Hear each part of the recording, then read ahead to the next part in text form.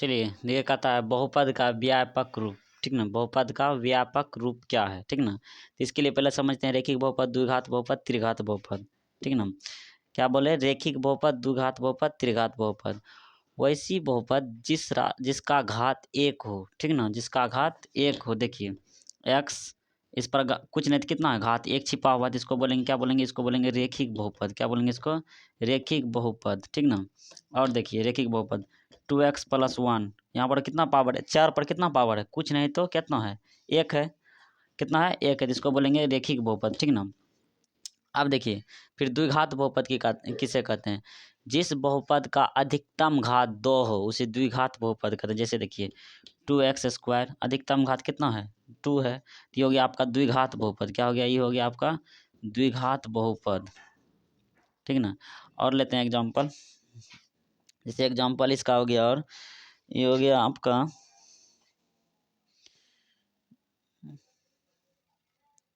चलिए आपका एग्जाम्पल जैसे एक और ले लेते हैं, x² + 7x - 10 + 10, ठीक ना। देखिए यहाँ पर आपका, तो यहाँ पर कुछ नहीं, तो कितना है, x पर पावर 0 है, x पर पावर कितना है यहाँ पर 0, तो कहने का मतलब यहाँ हो गया 1, x पर पावर 0, एक्स पर पावर 0 का मान होता है 1, याद रखिएगा, ठीक ना। तो यहाँ पर देखिए एक्स पर पावर 0 का, यहाँ पर एक्स पर पावर कितना हो गया 1, यहाँ एक्स पर पावर कितना हो गया 2। तो अधिकतम घात बताइए कितना है, इसका अधिकतम, इस बहुपद का अधिकतम घात 2 है, इसको बोलेंगे द्विघात बहुपद। इसी तरह से अधिकतम घात 3 होगा तो बोलेंगे त्रिघात बहुपद। तो हम बहुपद का व्यापक रूप समझते हैं।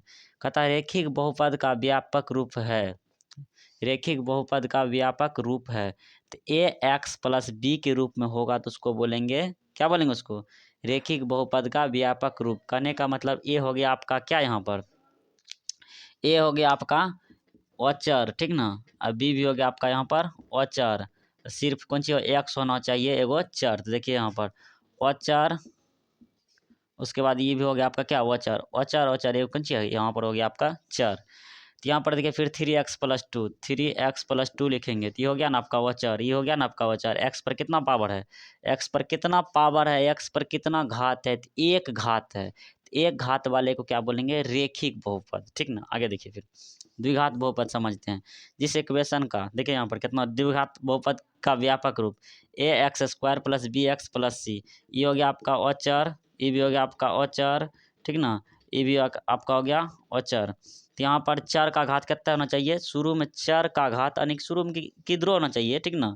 तो यहाँ पर अधिकतम घात, जिस बहुपद का अधिकतम घात 2 हो उसे द्विघात बहुपद कहते हैं, लेकिन इस इक्वेशन में होना चाहिए। देखिए यहाँ पर देखिए कुछ नहीं, तो कितना x पर पावर 0, यानी कि यहाँ पर कितना है, x पर पावर 0 है, यहाँ पर एगो x है, यहाँ पर कितना है, यहाँ x² है, x पर पावर 0 का मान 1, तो इसको लिख सकते हैं x² + 7x प्लस, इसका मान कितना होता है 1, 10 गुना 1 लिखेंगे तो इतना हो जाएगा। तो यहाँ पर देखिए अधिकतम घात कितना है 2 है, तो इसको बोलेंगे द्विघात बहुपद, आपका इस रूप में है।